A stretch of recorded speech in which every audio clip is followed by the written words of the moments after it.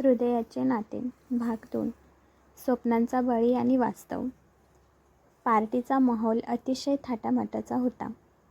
राजवाड्यासारख्या सजलेल्या त्या राजाध्यक्ष मेन्शनमध्ये सगळीकडे आनंद आणि चैतन्याचे वातावरण होते. आर्यनच्या बिझनेस यशाचे सेलिब्रेशन सुरू होते, पण या सगळ्यात जान्हवी मात्र एका कोपऱ्यात उभी राहून आर्यनच्या प्रत्येक हालचालीवर लक्ष ठेवून होती. तिने आज खूप आशेने वाईन रंगाची नाजूक जरदोशी भरतकाम केलेली नेटची साडी नेसली होती.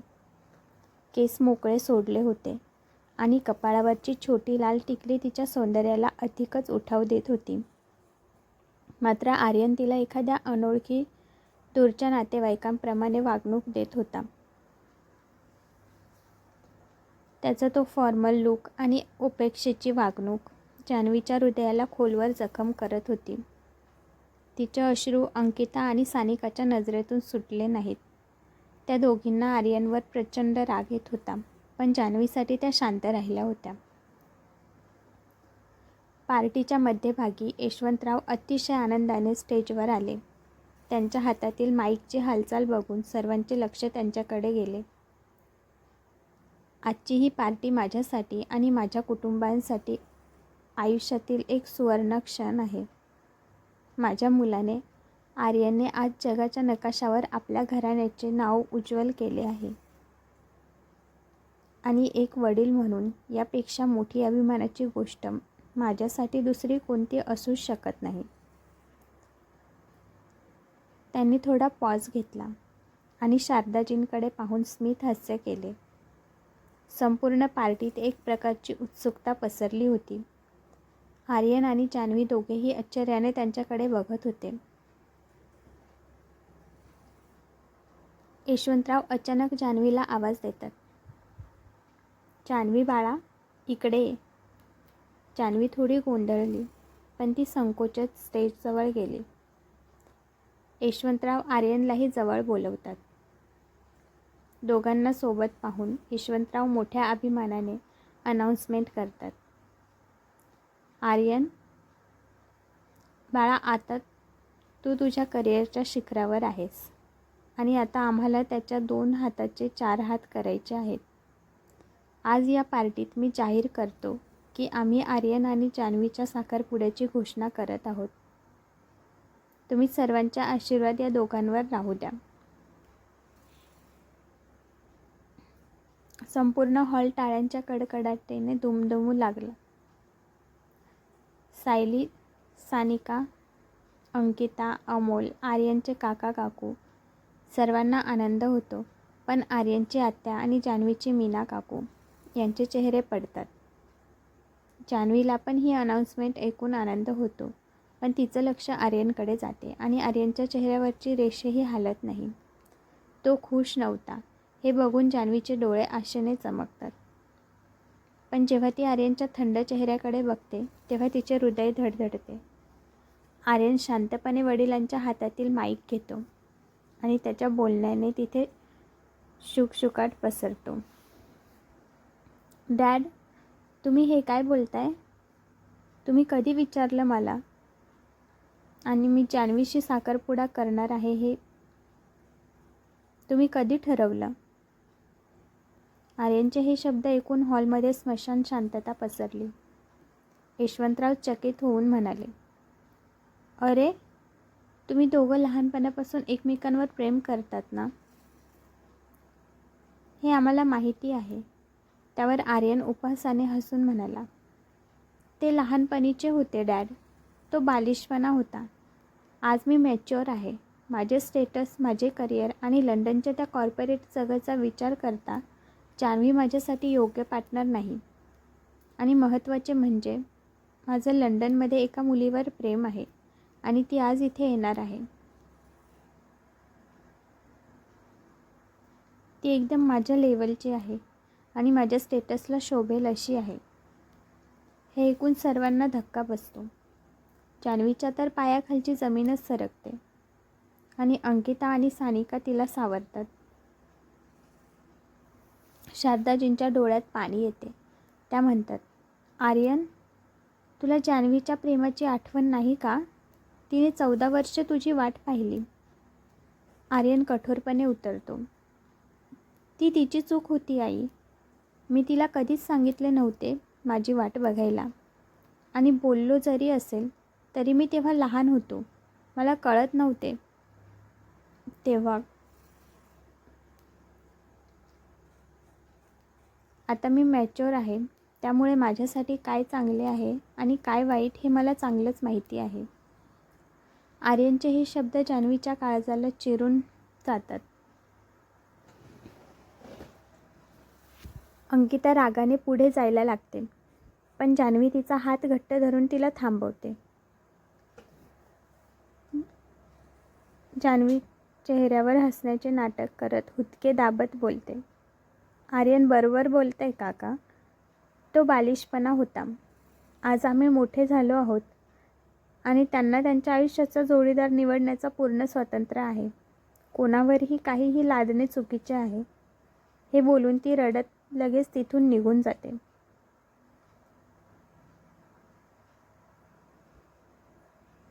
आणि तिच्या मागे अंकिता आणि सानिका पण जातात. काही वेळाने पार्टीमध्ये एक मुलगी एंट्री करते. निळी साडी, हाय हील्स आणि अतिशय मॉडर्न लूक असलेली ती आर्यनकडे येते. आर्यन तिचे स्वागत करतो आणि तिची ओळख डॅडशी करून देतो. डॅड, ही अंतरा.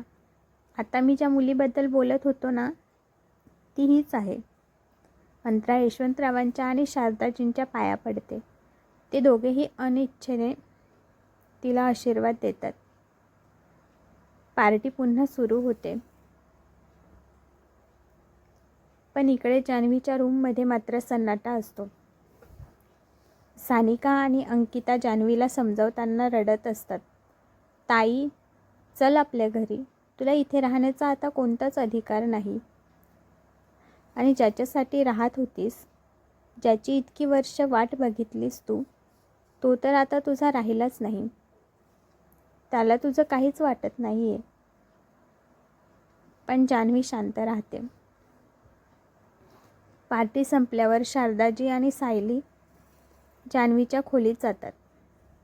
त्यांना वाटते जान्हवी रडत असेल आणि तिला खूप टेन्शन आले असेल. पण त्या जेव्हा रूममध्ये जातात तेव्हा जान्हवी खूप नॉर्मल बिहेव करते. चेहऱ्यावर हसू आणून ती बोलली, काकू, इतक्या लवकर तुम्ही निघून आलात पार्टीतून? आर्यनला वाईट वाटेल ना? सायली बोलते. मग तू का निघून आलीस? जान्हवी म्हणते, अगं माझं थोडं डोकं दुखत होतं ना, म्हणून मी आराम करायला आली आहे. आणि चेहऱ्यावरचे दुःख लपवत शांतपणे म्हणते, काकू, तुम्ही तुमची बीपीची गोळी घेतली का? पार्टीच्या गडबडीत विसरला तर नाही ना? तुम्ही स्वतःची काळजी घेतली नाही तर कसं होईल?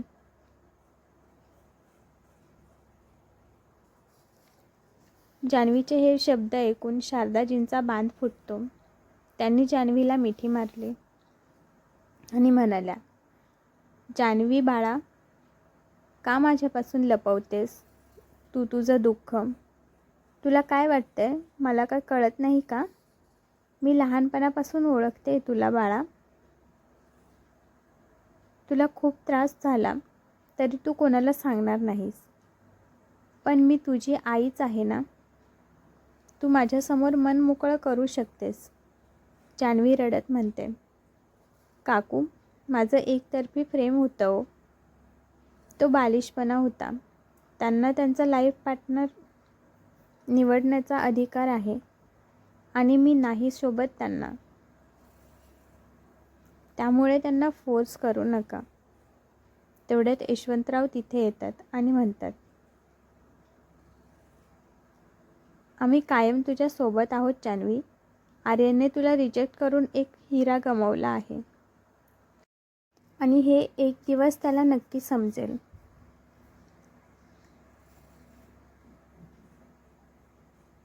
पण आमच्यासाठी तू नेहमी आमची मुलगी आहेस. जान्हवी त्या दोघांना घट्ट मिठी मारते. तिला त्या दोघांमध्ये तिच्या आईवडील दिसत होते. पार्टीनंतर राज मेन्शनमध्ये वातावरण बदलले होते. आर्यन आणि अंतराच्या लग्नाची चर्चा आता पूर्ण घरात सुरू झाली होती. यशवंतराव आणि शारदाजींना जरी जान्हवीबद्दल प्रचंड वाईट वाटत होते, तरी आर्यनच्या निर्णयापुढे हे हतबल होते.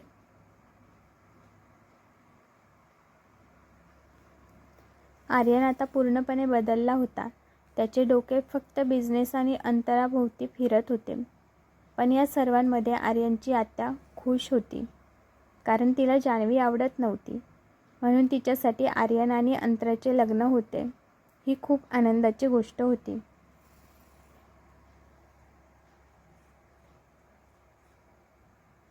अंतरा एक मॉडर्न पण समजूतदार मुलगी होती. तिला या घरातील परंपरा आणि रीतिरिवाज याची माहिती नव्हती. ती जेव्हा घरात सर्वांची ओळख करून घेते, तेव्हा ती जान्हवी जवळ जाते आणि विचारते, ही कोण आहे? तेव्हा आत्या बोलतात, ही काय एवढी महत्त्वाची नाही. हिच्या आईवडील तर या जगात पण नाही. आणि म्हणूनच यशवंत दादा आणि शारदा वहिनीने तिला आश्रय दिला आहे या घरात. तेव्हा शारदाजी बोलतात, ताई असं नका बोलू. जान्हवी आमच्यासाठी आमची मुलगीच आहे.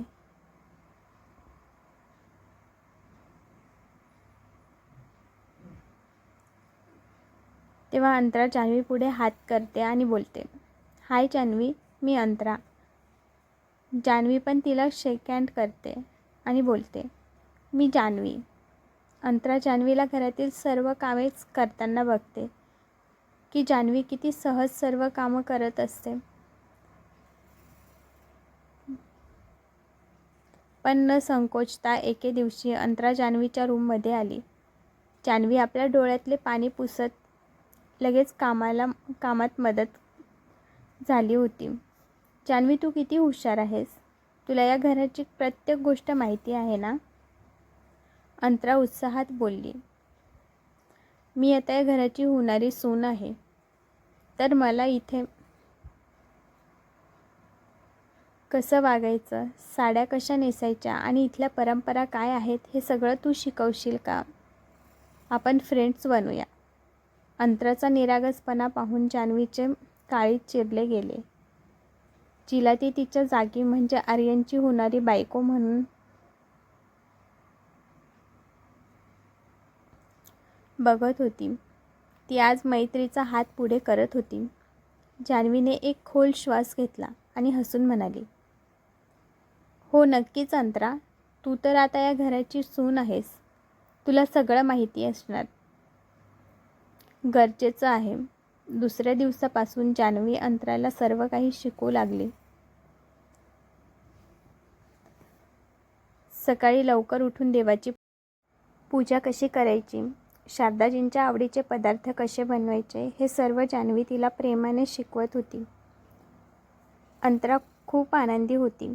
तिला हे माहिती नव्हते की ज्या हातांनी ती आज नवीन गोष्टी शिकत आहे,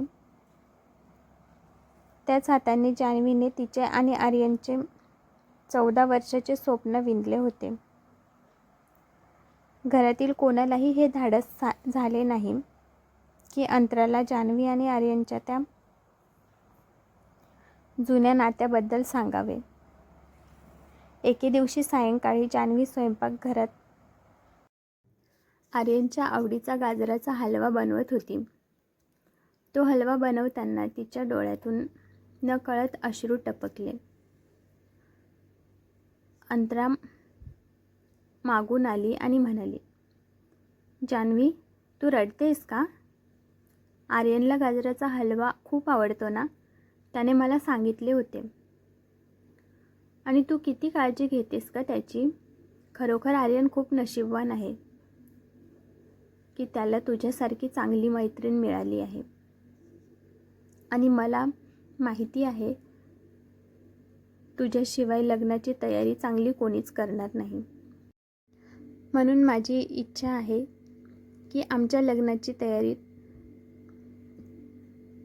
तू कर. जान्हवीचे हृदय हे ऐकून अक्षरशः तुटले. ते फक्त एक खोटं हसली ज्या आर्यनसोबत ती लग्नाचे स्वप्न बघत होती तोच आर्यन आज तिच्या नजरेसमोर दुसऱ्याचा होणार होता. रात्रीच्या वेळी सर्वजण झोपी जायचे तेव्हा जान्हवीच्या उशीला फक्त तिच्या अश्रूंची साथ असायची. तरीही दुसऱ्या दिवशी सकाळी उठून जान्हवी पुन्हा त्याच उत्साहाने अंतराला तयार करत होती. दुसऱ्या दिवशी आर्यन आणि अंतरा फिरायला जाण्याचा प्लॅन करतात. तेव्हा अंतराच्या हट्टापायी जान्हवीला त्यांच्यासोबत जावे लागते. गाडीत आर्यन ड्रायव्हिंग सीटवर होता तर त्याच्या शेजारी अंतरा बसली होती. आर्यनचा हात अंतराच्या हातात होता. संवादांच्या ओघात अंतरा हसून जान्हवीकडे बघते आणि म्हणते, जान्हवी, बघ ना मिस्टर आर्यन राजाध्यक्ष, एका एवढ्या मोठ्या इंटरनॅशनल कंपनीचे मालक, पण रोमांसच्या बाबतीत अगदी झिरो. यांना फक्त फाईल्स, मीटिंग आणि बजेट्स दिसतात. माझं मन कसं समजून घेणार हे? तेव्हाच आर्यन गाडी एका बाजूला थांबवतो आणि अंतराकडे रागाने बघतो आणि म्हणतो, अंतरा, रोमांस करायची सुद्धा एक वेळ असते आणि काही मर्यादा असतात. आपण बाहेर फिरायला आलो आहोत ना, आणि त्याचा आनंद घ्यायचा सोडून आणि तू काहीही बोलतेस. माझ्याकडे बिझनेसच्या अनेक जबाबदाऱ्या आहेत ज्या तुझ्या या रोमॅन्टिक गप्पांपेक्षा कितीतरी मोठ्या आहेत आणि महत्त्वाच्या आहेत. आर्यनचा हा कठोर आवाज ऐकून अंतरा थोडी दचकते. पण जान्हवीला मात्र आर्यनच्या या वागण्याने आतून पूर्णपणे हादरवले होते. तिला जाणवले की ज्या आर्यनच्या प्रेमात ती वेडी झाली होती तो आता माणुसकी आणि भावना विसरून केवळ एक मशीन झाला होता. त्या गाडीत, त्या चिंचोळ्या जागेत जान्हवीला उमजले होते की आता तिचे आणि आर्यनचे हे नाते काळाच्या पडद्याआड गेले आहे. तर मग कसा वाटला आजचा भाग कमेंटमध्ये नक्की सांगा. आणि ज्यांनी अजून माझ्या चॅनलला सबस्क्राईब केलं नसेल त्यांनी आता लगेच सबस्क्राईब करा. धन्यवाद.